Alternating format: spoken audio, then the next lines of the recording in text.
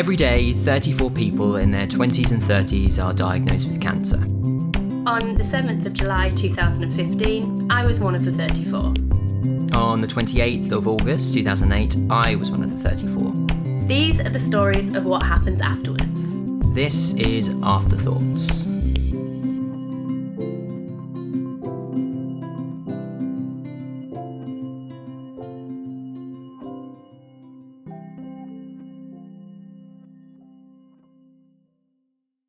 Hello.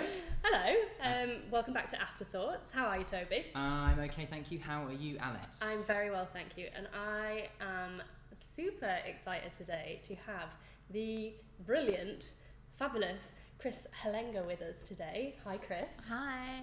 How are you? Yeah, good. Thanks. Yeah. How's your day been so far? It has involved a 4-hour train journey from Cornwall to London. What did you do on the train? Did you read or watch telly? Snoozed. Great. And then did a bit of work actually. Brilliant. It is like you can't not do work on a 4-hour train journey. Yeah. You've got to find something to occupy your time. I love a train journey. Yeah, Me you get too. stuff done. I'm so productive. Yeah. Unbelievably I just productive read a on lot train. on trains. Yeah. I read a lot. I've got a friend and she literally sits on the train and blacks out. Really? Like she's so Sleep good anywhere. at falling asleep. Yeah. Like we should always say that we're not in the wonders of Alice, your flat. No, we're not. We're on tour. Because some people like to visualise Yeah. your flat, I'm sure. It's Afterthoughts on tour today, and so we are in central London with Kris rather than in my small flat. The peril of that is, unfortunately, you don't get any homemade soup. Oh. But I did bring biscuits. You did bring biscuits. I Yeah. brought Mentos. Now the reason I brought Mentos is because at lunchtime I had some spring onions. And I'm really conscious Yeah. of my Especially breath. because we all have to sit quite close together Yeah. in this arrangement. Yeah. Do you- No, I get that, but of all the mint choices, a massive bag of Mentos. Rather than, Just a pack of polos. Yeah. Or... I just didn't know what I was doing really. I just went with it. You panicked. So, yeah, You I did panicked because panic. you were like, "Oh, I'm outside Boots," and I was like, "Okay, I'm Oh, gonna." so it's come." my fault you bought the big bag of Mentos. Is that what you're saying? It's entirely your fault. We do have a lovely. I think they're cleaning outside. Are they? I don't know if that's gonna. If anyone's Yeah, gonna do you hear want to check that. the sound? No. No, fine. Right then. You've mentioned it now. There's cleaners outside, and therefore, if you're wondering what that noise is, it's cleaners outside. We've Thanks, got a Chris. pro. That's what Chris- happens. Chris done We've- podcast Like if there's a before. plane, there's a plane in the sky. Yes. So You've done Absolutely. more Probably- podcasts than us.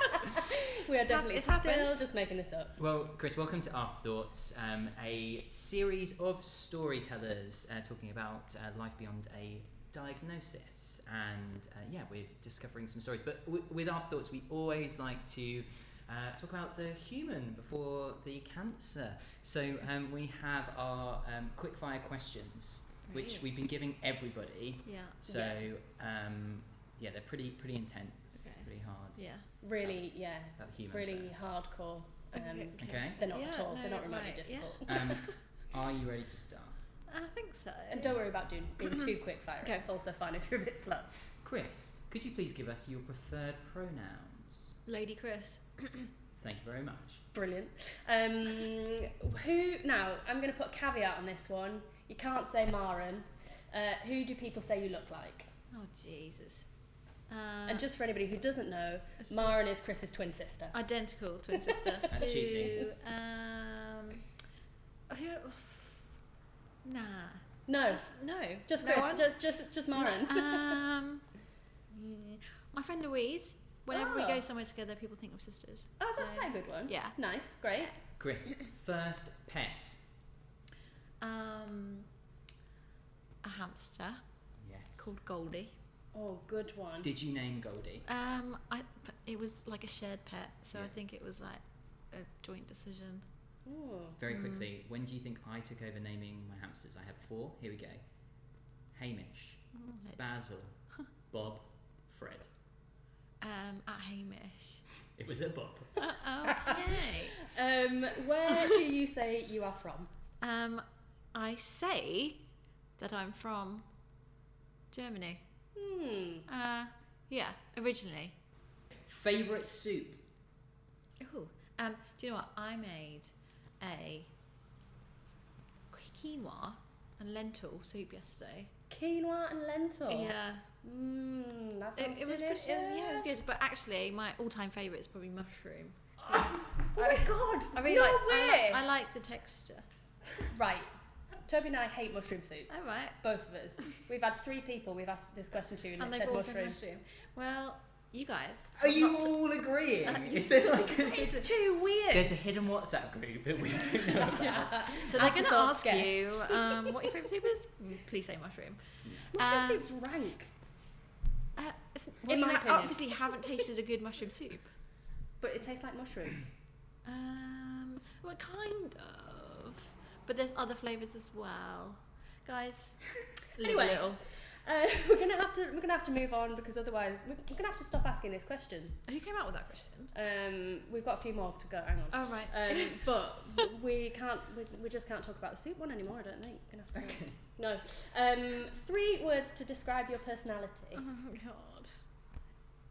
I hate questions like this. So do I. I think it's a really good question. Loyal. A little bit extra at times. That's not one word, but That's so all this, right. was that part of no? One more. How do you feel about strong? Good. Great. Yeah, Brilliant. Yeah. Yeah. Yeah, I'm, So I'm happy with your strong. 3 words are. Loyal, strong, and extra. I think they're 3 great words. Fabulous. Final question. What was, or still is, your favourite childhood programme? Neighbours. Still is. yeah. Very much my favourite programme that I watch every single day. I love that. Same Yeah. as Sophie True. Yeah, Sophie True's favourite one was Neighbours as well. You two could watch Neighbours together. Do you know what? We haven't, and we should have, because there were some real emotional stories last year around cancer, and we could have really lent on each other. But actually, I have Maren, so she watches it too. Do they do well? Because I always find, like with cancer stories on these programs, is they do very well at the person going. Like Hollyoaks did a really good one recently. I heard. Like I didn't see it, but I've heard. Coronation Street did this. Coronation Street. Really good. Do they do well at post treatment? For like, if a character comes through their treatment and goes back to like I always find Everyday like, life. Do you know what? Most of them die. So yeah. yeah. I haven't seen a story where they've come out. Well, actually, no. Steph in Neighbours, she had breast cancer, but now she's in prison. Or she's somewhere. She's not on the telly right now. Right. What, the actress is in prison? No, the character. So she came out the other side, and then it's completely forgotten about. It's just like there's definitely no aftercare. See, that's my Definitely problem. Yeah, that's why Afterthoughts exist, isn't it, Toby? Yeah. To answer some of those questions. Yeah. Very good. Could you also give us, Kris, Yes. just a short explanation of your cancer experience of when you were diagnosed and the treatment that you've had along the way? Okay. Whistle stop tour. Diagnosed with stage 4 breast cancer in February 2009. So almost 11 years ago. So diagnosed de novo, or however you pronounce it, which means diagnosed for stage 4 immediately. So there was no primary, and then at some point told that it was secondary. It was secondary from the get-go, which meant that obviously it had spread somewhere else when it was found. And it's been 11 years of lots of different types of treatment. Currently I'm on a chemotherapy, but it's an oral pill that I take every day. Causes me very little problems.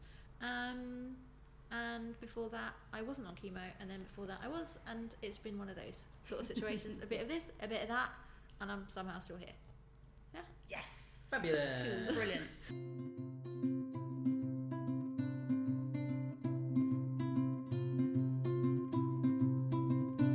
All right, Kris, thank you for answering our quickfire questions that always seem to divert off into just, general chat, but that's what we're here for.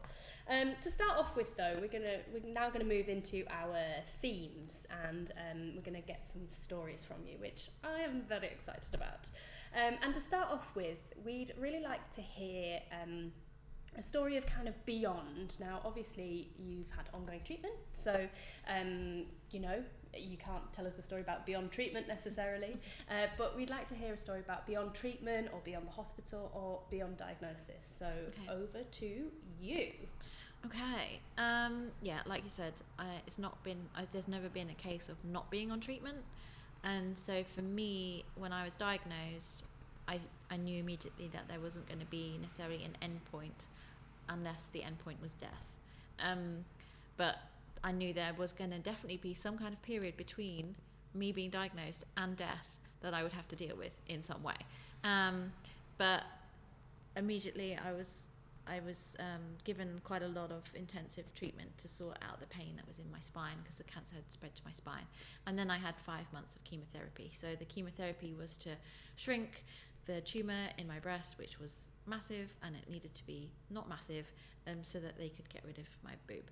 And so after these 5 months, and after taking hormone drugs and a few other things, it was finally time for me to have a mastectomy. And I feel like that was, even though the mastectomy wasn't necessarily going to get rid of my disease entirely, it was quite a momentous moment, because it meant that the original cancer that was in my breast, so I guess the starter, the culprit, was leaving. It was leaving a few friends behind, but I was like, well, we've got a plan for that, and that's okay. So by the time that mastectomy came round, I was so up for just getting rid of my boob, and I wasn't offered reconstruction straight away, because, and this is a whole other topic that I could talk about all fucking day, is about actually the people considering, like medical professionals considering that someone might actually live long and they might want another breast at some point. What they think about that time is, and quite logically, is they're not going to live that long, they're not going to care. The priority is survival. And actually, when the survival box has been ticked, that's never considered where the quality of life needs to be considered as well. Anyway, that's a separate topic. But I wasn't offered reconstruction, and I'm kind of glad, because I think, well, I've heard it's a big operation, and I yeah, you know all about that. And all I wanted to do was just get rid of the breast. And on that day, it was the 28th of October 2009. We had already started CoppaFeel in so much as we went to some festivals and started talking to some people about it, but we hadn't done much beyond that. But we'd applied to become a charity, because we felt as a charity we could, well, it would open more doors, we could fundraise legally, and try and be something that was more than just a campaign in a field. And we hadn't heard anything for a while about our charity status, but on that very day, on the 28th of October 2009, as I woke up from my mastectomy, my twin sister Maren came to see me in the recovery room, and she just said 11323666, and that is our charity number.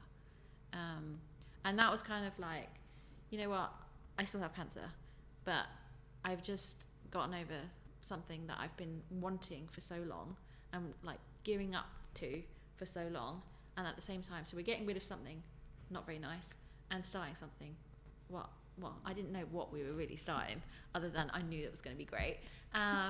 So it was the end of something and the start of something on the very same day, which is weird, but also great. Like, why we existed didn't happen until the January. So I had my mastectomy at the end of October, and then in January 2010, so exactly 10 years ago this month, which is so weird, gives me shivers, we received an email from a girl called Jenny, and she said, so around the time of the Pride of Britain I was doing lots of magazine articles, sharing my story in a lot of different magazines, and there was one that I was like, oh, this is not perfect for our audience, but we'll do it anyway, because, well, it's a great way of getting the message out about CoppaFeel. We did a article in, what's it called? Good Housekeeping. Not for our target audience, but still great. And Jenny's mum happened to buy Good Housekeeping magazine, and she read an article about me in it, and had already been to the GP twice with symptoms, a lump, and got turned away, told the same things that I was told, that I was too young, it was probably hormonal. She was 26 at the time, and decided to take the actual magazine into the doctor's surgery and say, you can't tell me this doesn't happen to young people, because this happened to Kris, and there's evidence here. And then she was referred and diagnosed within a week with breast cancer. But and I think that was one of those obviously very bittersweet moments, and we still have those moments now where you're like, yay, but also not great, because someone's just been told they have cancer. But for us, we kind of thought, well, I'd like to think that we've given her a better chance of survival. We can't prove it, but we gave her some confidence and some empowerment that she really needed to go back to the GP that she wouldn't have had otherwise. And tell us about Jenny now. And Jenny now had a baby last year called Baby Maggie. She's not called Baby Maggie, she's called Maggie. Like Neil the baby. But yeah, exactly. She's Baby Maggie. Beautiful, perfect, and Jenny's absolutely fine. So, you know, that kind of became our reason to exist.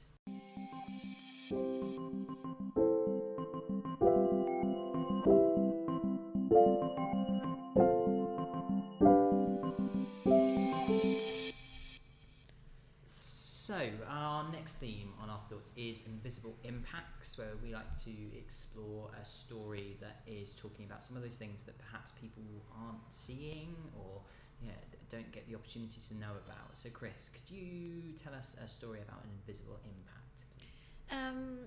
I'm sure it's something that people might have heard of, you know, one of the side effects of a lot of cancer treatments is infertility. But I think it's very much not even given much airtime or thought when someone is diagnosed with stage 4. So survival becomes so important that so many things are pushed aside, and because they're pushed aside, they're not dealt with in, I think, sometimes the right and nice ways. So I think, and that coupled with the fact that my oncologist was so old school and so didn't know how to really speak to someone my age, that it was very awkward when he brought up the subject. Because, so I'd been diagnosed in February, and then I would start treatment for the intense chemotherapy was going to start. It actually started on 1st of April, April Fool's Day. And between that time, we were considering a lot of my options, and they wanted me on hormone therapy for a bit, and it was only because I got a second opinion that we decided to do chemotherapy. My oncologist actually didn't think about having that. And before that, I'd read some stuff, just I guess maybe some Macmillan leaflets or whatever from the hospital, just talking about fertility and how it might be a good idea to protect some ovaries if you're going to have treatment. And I thought, well, they've not discussed this with me, and I presume it's because it's out of the question for me. But that's because they're not looking at a possibility of, I don't know, a cure. I mean, that's huge, but we can dream big. And they're not looking at a situation where actually I might survive. A treatment might come along where I survive, and I live long enough to be able to have children. That's not considered whatsoever. I think the decisions are made at haste, because once you're stage 4, you kind of need to get the disease under control. So I naively called my oncologist, and I remember this moment so well. I was walking up a hill in Falmouth in Cornwall towards my sister's flat, and I just got him on the phone, and I was like, so I've been having these thoughts about fertility treatment, and I just wonder, is that an option for me? Can I do something about my ovaries? It's like, and this is someone who has never considered having children, was never fussed about having children, but I thought, but that's me now, and I'm only 23, that might change. And he was like, the only thing he said to me was, who's to say you're going to be around in 10 years' time to see them grow up? And I was like, well, that's my answer, thank you. And it was never discussed again. It was never dealt with. I mean, I didn't have a CNS, a clinical nurse specialist, who you're meant to have when you're first diagnosed, especially with stage 4, who kind of helps you, guides you through, helps you with appointments and stuff. I didn't have anyone to talk to about this. And so it just became something that I had to accept very quickly. And I had treatment that very much I presume made me very infertile, and then went on to have my ovaries removed, which, I mean, guarantees that I cannot have children. And again, there was never consideration that maybe I should maybe have someone to talk to about this. And I'm still at a place where I'm, you know what, I'm not fussed about children, and I don't feel like any sorrow towards the fact that I can't have children, I can't reproduce, blah blah blah. That's never been something I feel quite lucky that I've never had that sort of pang. that a lot of women do, because that would be quite a sad thing. And I'm lucky in that way, but it's the fact that the choice was taken away from me without question. That's what really frustrates me, and not something we ever think about. And we sometimes think about it in terms of primary breast cancer, because a lot of people can preserve bits and pieces and later have children. I mean, Jenny is a clear case of that, but it's never considered when it's stage 4. We are now moving on to talk about those around us, and actually I think this is becoming one of my favourite themes. Can't have favourites, Alice. Why? Why not? All right, fine. This isn't becoming one of my favourite themes, and we know that cancer happens to an individual, but also cancer happens to the people around them as well. And we'd love to hear any stories that you have about those around us. Yeah. Very much agree that it's hard enough for you to be going through it, but to watch someone go through it, I mean, that's a whole different ball game.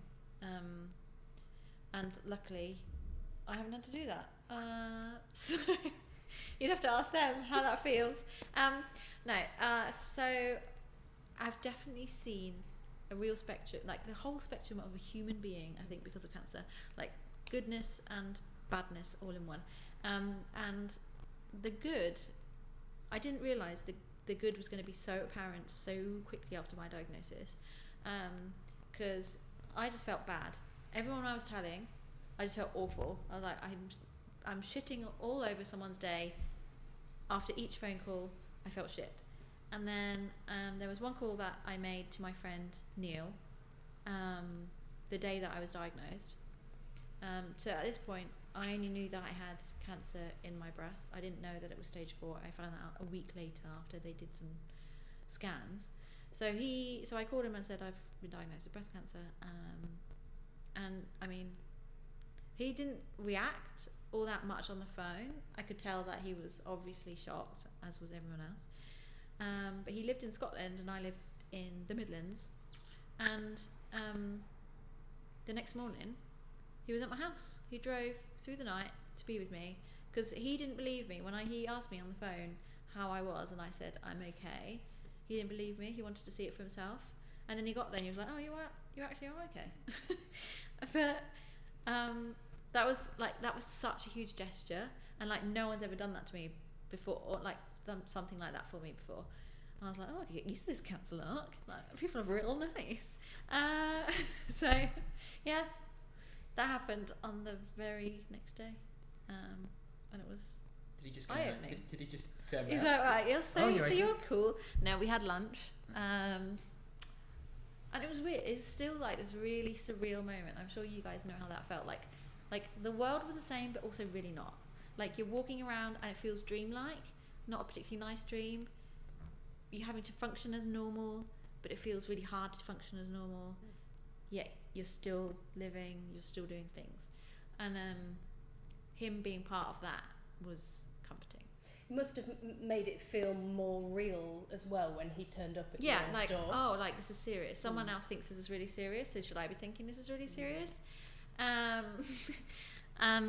I mean, I did think it was serious, but at the same time I was like, well, I need to get into the frame of mind that I'm going to be okay. Like I knew that immediately, that I had to tell myself that I was going to be okay.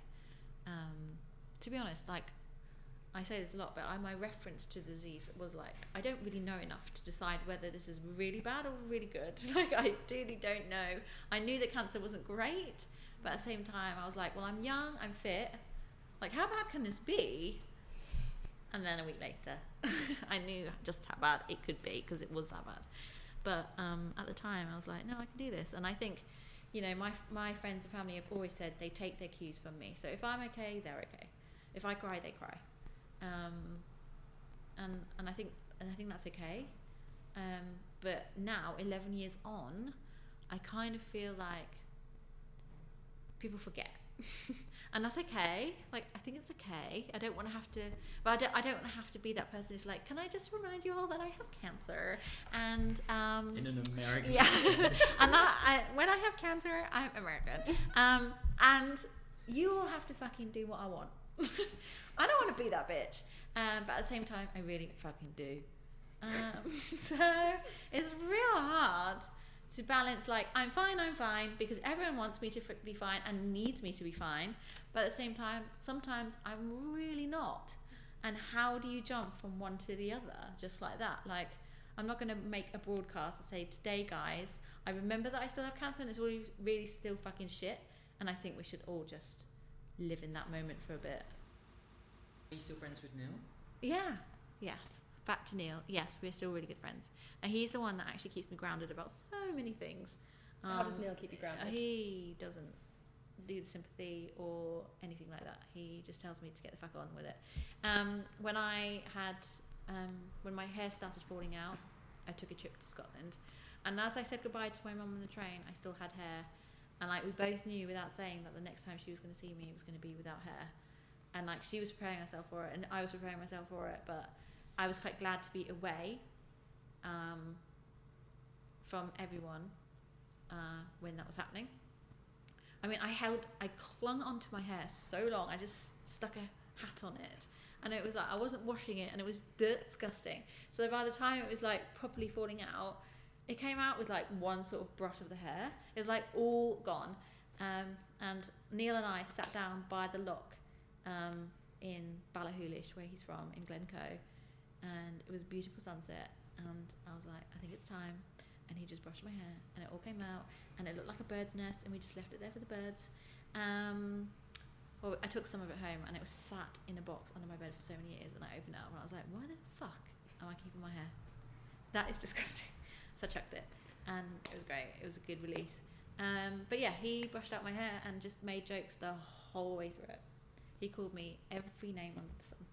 Anything derogatory that you can think of, he called me it. Can you remember any of the highlights of the derogatory terms? I don't think I can say it out loud. Really? Yeah. Maybe later, when we're not recording. Yeah, I don't want to offend anyone.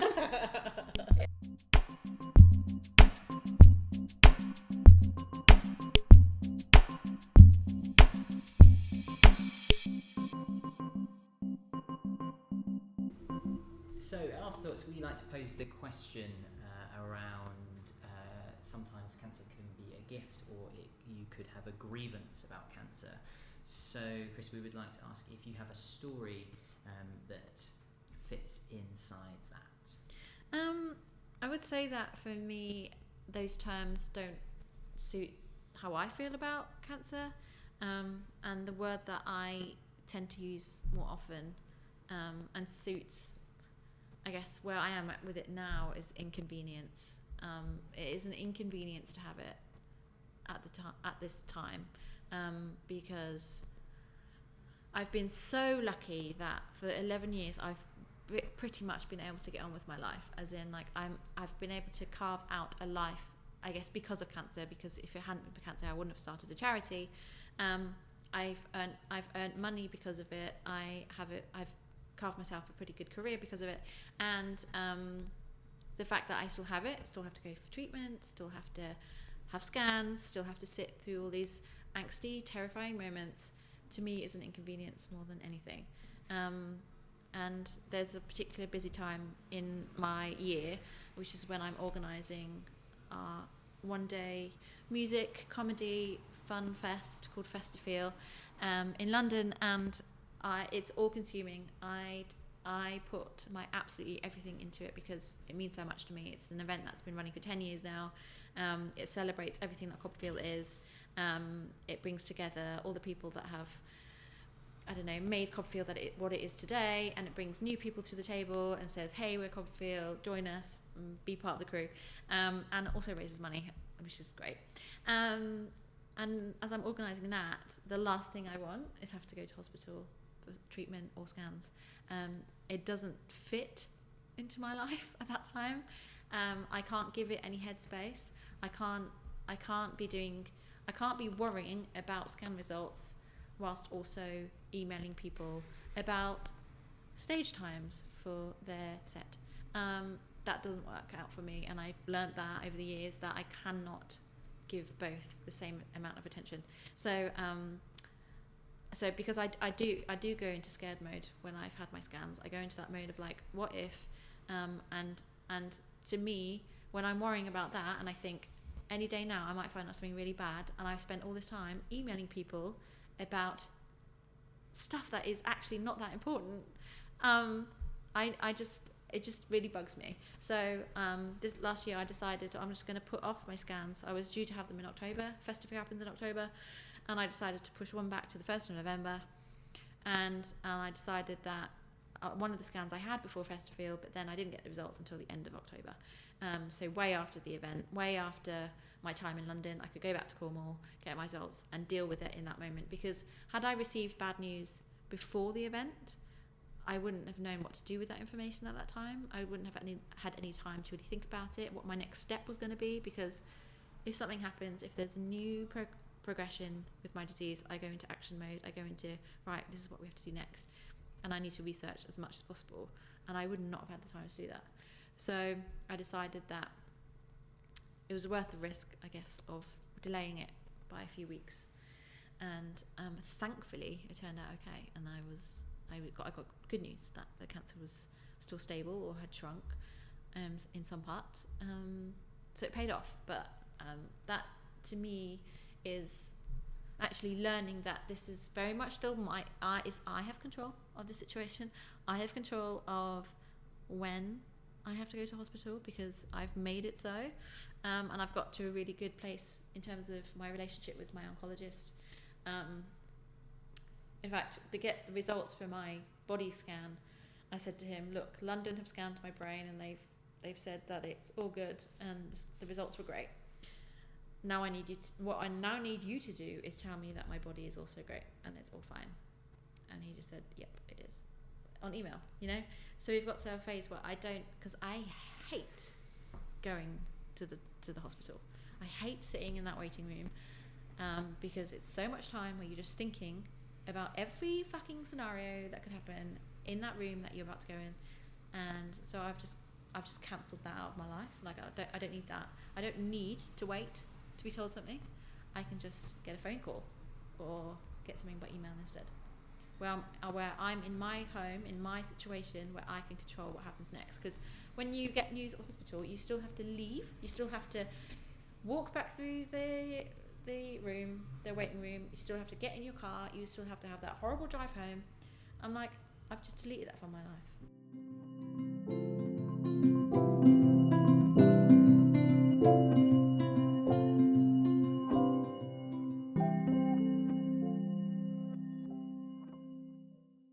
We are now going to talk about some of the lost conversations that don't happen around cancer. There's so many conversations that we do have around cancer, but there's definitely some bits that are missing, and we want to open up the floor to you, Kris, to tell us a story about a lost conversation you think we should be having about cancer. Okay. I think it is that we're not speaking to young people enough about boobs. And obviously I say this because for so long, well, the reason I was diagnosed late is because I hadn't had this conversation with anyone. So as part of CoppaFeel, we go into schools and we educate people. You go into schools as your role as boobette and teach people this important lesson. And in the year I was diagnosed, and I'd just been through treatment and had a really bad spray tan because I was about to go to the Pride of Britain Awards. But that's not really part of the story. But I looked dirty. I had no hair, and I rocked up at my old school. It was the very first talk that I'd ever given, and I decided to go back to my old school, and give a talk that I knew should have happened years before, when I was sat in those chairs where they were sitting, and all I could think was, I was that girl who needed this information. So I think it was probably the most passionate talk I've ever given, and I just wanted to shake them, and I just wanted them so badly to understand this information was so important.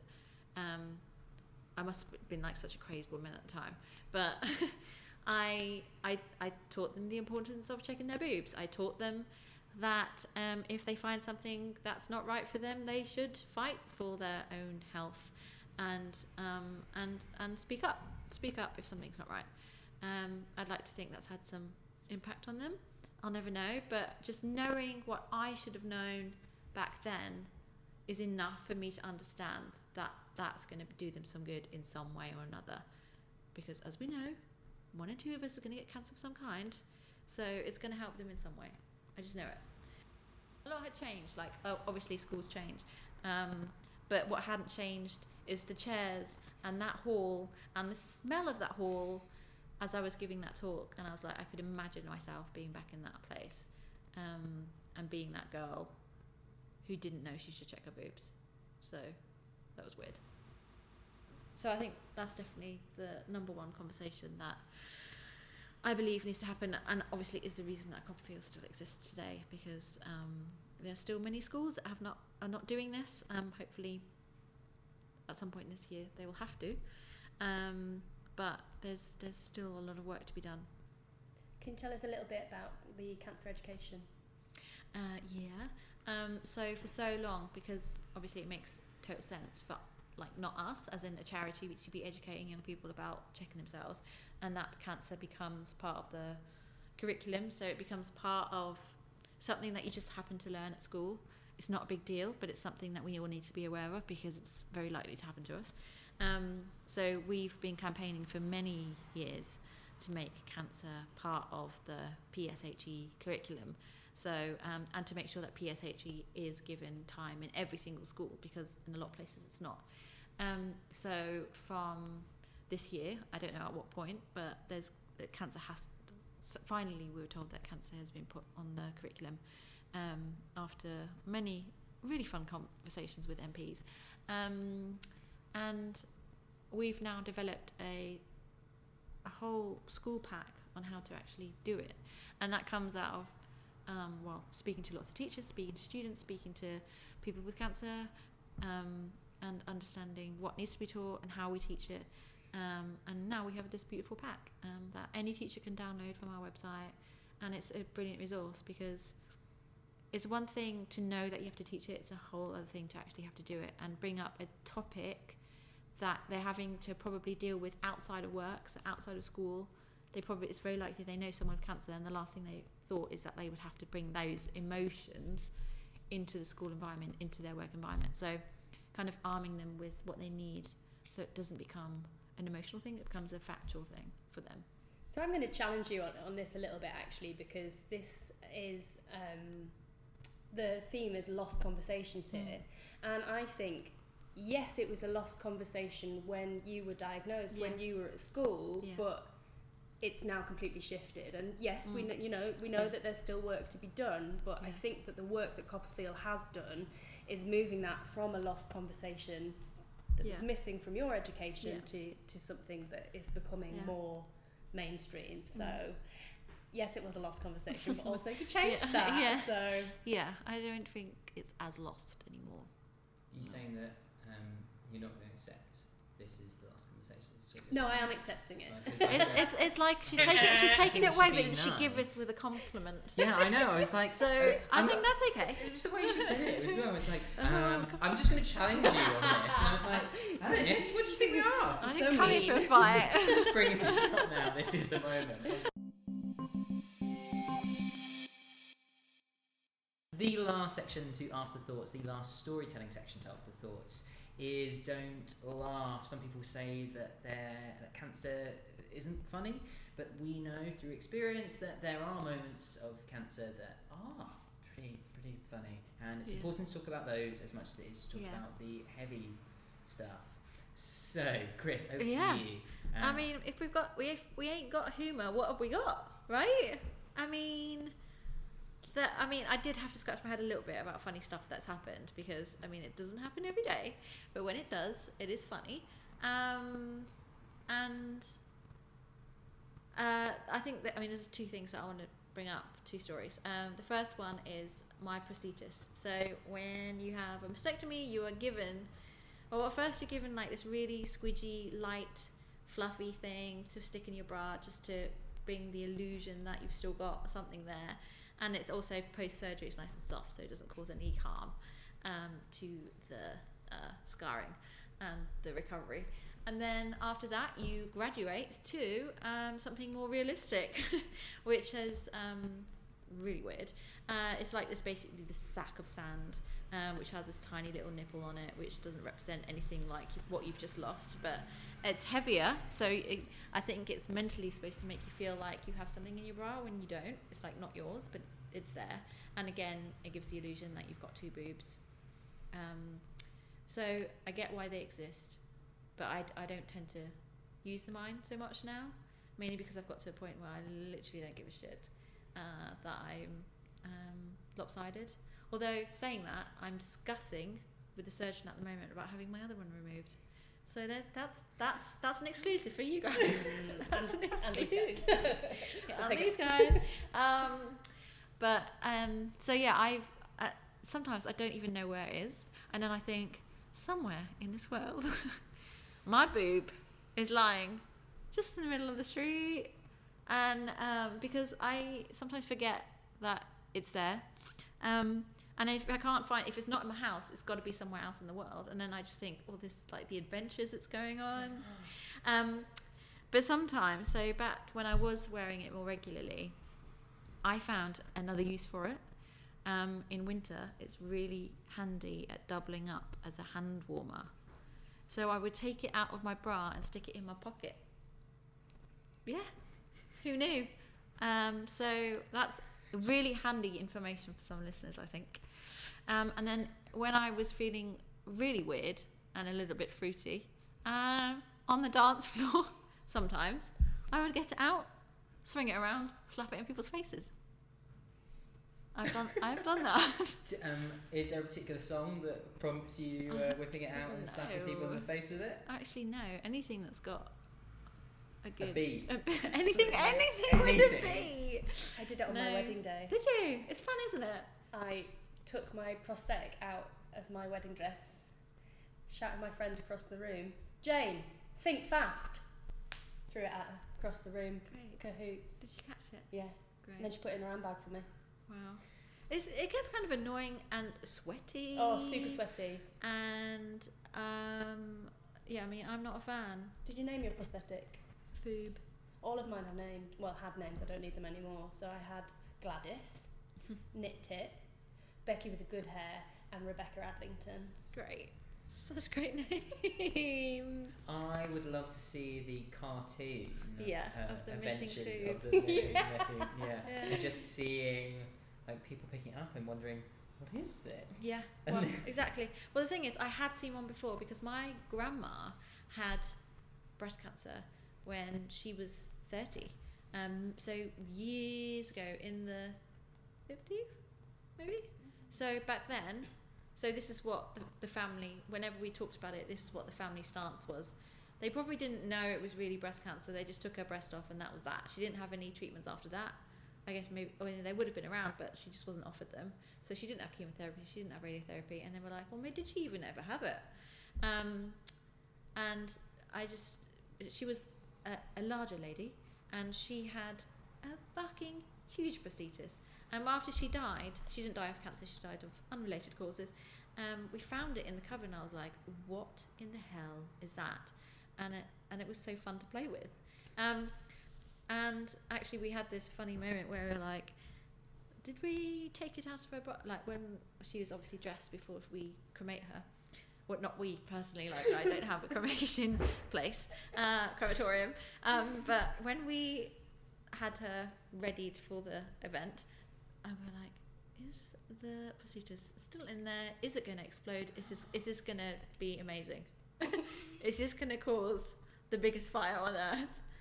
And we just didn't know, but I mean, the place didn't burn down and it was all fine. But so you're waiting for the popping of your grandma's boob. Yeah, and it never came. But you know how to make light of a shit situation, right? Also, the aqua boobs that you get for swimming, the aqua prosthesis, if you slam them against the wall, they make like a vacuum, so you can stick it on the wall. I never got one of those. I just used my normal one, which is why I think I went through a few because oh my god, when they go wrinkly, they go wrinkly. Oh my god, so wrinkly. Does that mean though that if you slap yourself against? Oh no, you have to take it out, right. and you like slap the flat side that would go to your chest. Right. Slap that against the wall, Right. And then it... I can't believe that you even explained that to him. That you even gave him the time to answer that fucking stupid question. What you're imagining is someone launching themselves up against a wall and seeing if they stick from the tit. Like a Velcro wall. And you're like, no, that's not actually what happens. So what happens is you have to take it out of your bra and then throw it at the wall. Good point. Maybe I give them too much time. You really fucking shouldn't.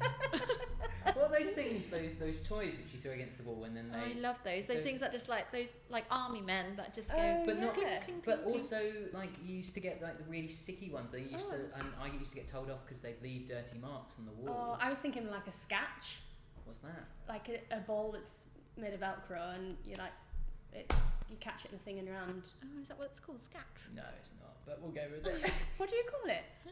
Velcro. No, but it's on like a little pad, isn't it? Anyway, Scratch. Great. I'm gonna finish it there.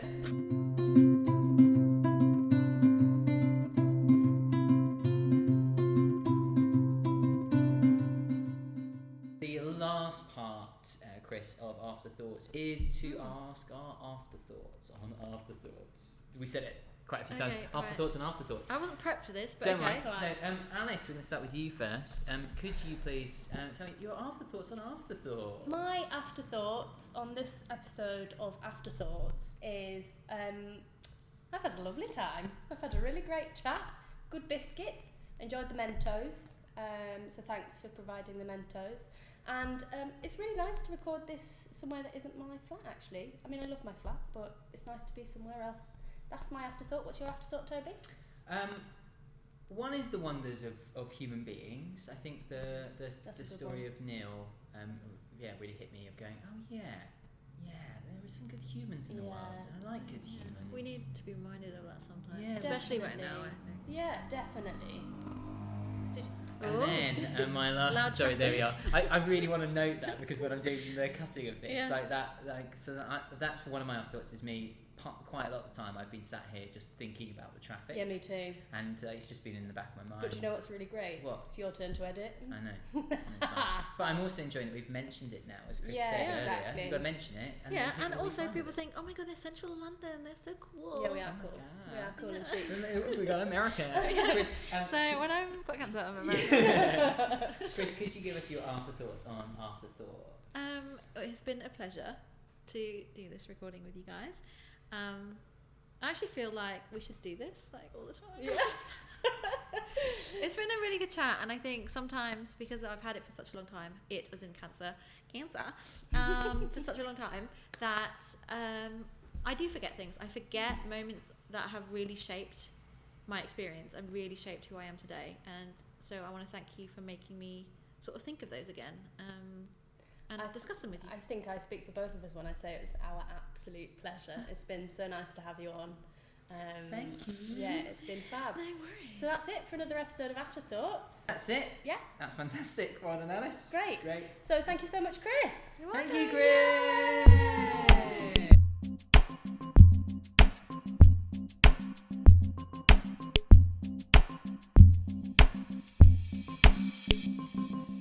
If today's episode of Afterthoughts has sparked any thoughts or feelings that you'd like to speak to somebody about, we would really, really recommend you grabbing a cup of tea with a friend or dropping them a WhatsApp.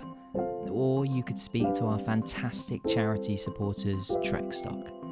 Trekstock get young adults in their 20s and 30s moving again, physically, socially and psychologically when cancer has stopped them in their tracks.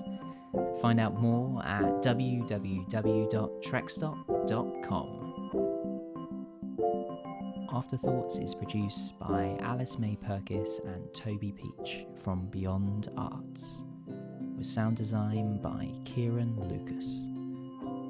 Thank you.